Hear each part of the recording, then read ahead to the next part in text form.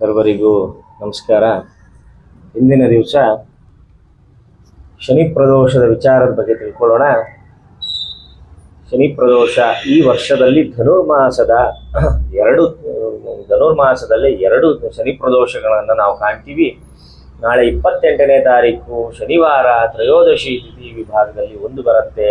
11ನೇ ತಾರೀಕು ಜನವರಿ ತಿಂಗಳಿನ ಶನಿವಾರದಲ್ಲಿ ಒಂದು ಪ್ರದೋಷ ಬರುತ್ತೆ. ಅಮಾವಾಸ್ಯೆ ಎರಡು ದಿನಗಳ ಮುಂಚೆ ಬರುವ ತ್ರಯೋದಶಿ ವಿಭಾಗವನ್ನ ಶನಿ ಪ್ರದೋಷ, ಅದು ಶನಿವಾರ ಬಂದಿದ್ರೆ ಮಾತ್ರ ಅದನ್ನ ಕರೀತಾರೆ. ಇದು ವಿಶೇಷ ಏನಪ್ಪಾ ಅಂತ ಹೇಳಿದ್ರೆ, ಧನುರ್ಮಾಸದ ವಿಭಾಗದಲ್ಲಿ, ಧನುರ್ಮಾಸ ಅನ್ನುವುದು ನವಗ್ರಹಗಳಿಗೆ ಸಂಬಂಧಪಟ್ಟಂತ ಮಾಸ. ಅದರಲ್ಲಿ ಶನೇಶ್ವರನೇ ಧನುರಾಧಿಪತಿ, ಧನುರ್ಮಂಡಲಾಧಿಪತಿ ಅಂತ ಅವನನ್ನ ಕರಿತೀವಿ. ಅವನೇ ಮಾಸದ ಅಧಿನಾಯಕ. ಅವನಿಗೆ ಸಂಬಂಧಪಟ್ಟಂತ ಮಾಸದಲ್ಲೇ ಶನಿ ಪ್ರದೋಷ ಬರ್ತಾ ಇರ್ತಕ್ಕಂಥದ್ದು ಬಹಳ ವಿಶೇಷ.